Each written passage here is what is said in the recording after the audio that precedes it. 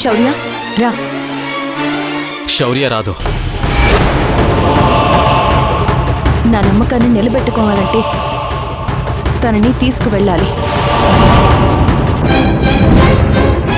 శౌర్య రా. రా శౌర్య. సిద్ధార్థ్ తను చెయ్యదులు. రా శౌర్య. రాదని చెప్తున్నాను. శౌర్య రా, చెప్పింది నీకే.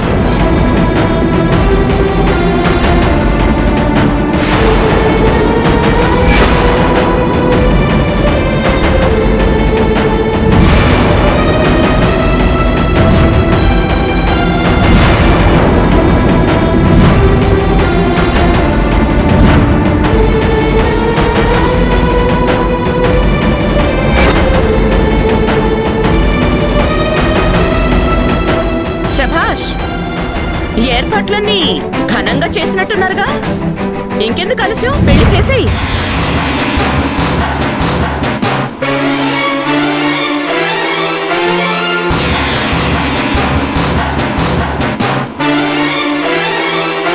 ఏంటి భూమి, ఈ రుద్రాణి మీద పగ తీర్చుకోవడానికి నా కొడుకుని నాకు కూడా తెలియకుండా తీసుకొచ్చి చాలా కష్టపడి టెంపుల్ దాకా తీసుకొచ్చావుగా.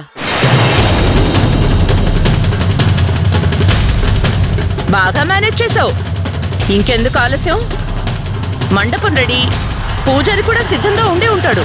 తనకన్నీ మా వదిలే అని చెప్పిందంటగా. నువ్వు ఉన్నావు, వాడి తల్లిదండ్రులం మేము కూడా ఉన్నాం. చేసేయ్, వాళ్ళిద్దరికీ పెళ్లి చేసేయ్ భూమి.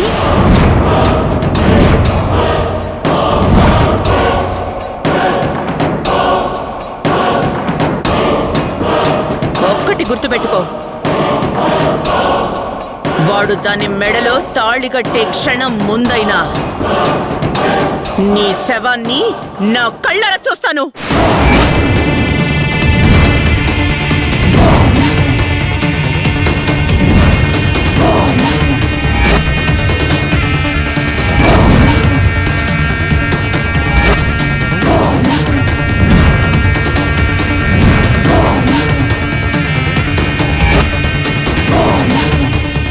చూడు రుద్రాణి, నేనిక్కడ వీళ్ళ పెళ్లి చేయడానికి రాలేదు, ఆపడానికే వచ్చాను. వీళ్ళు కూడా నేను చెప్పింది అర్థం చేసుకుని తిరిగి రావడానికి సిద్ధపడ్డారు. ఈలోపే నువ్వొచ్చావు. ఆపు! ఎవరికి చెప్తావు నీ కథలు? నాకు రావాల్సిన డబ్బుని రాకుండా చేశావు.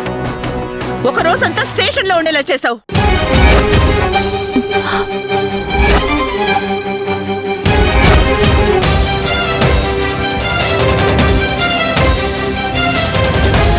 జనాల ముందు నా పరువు తీసావు. ఇవన్నీ చాలేదు అని ఇప్పుడు నా కొడుక్కి దాన్ని కట్టబెట్టారు.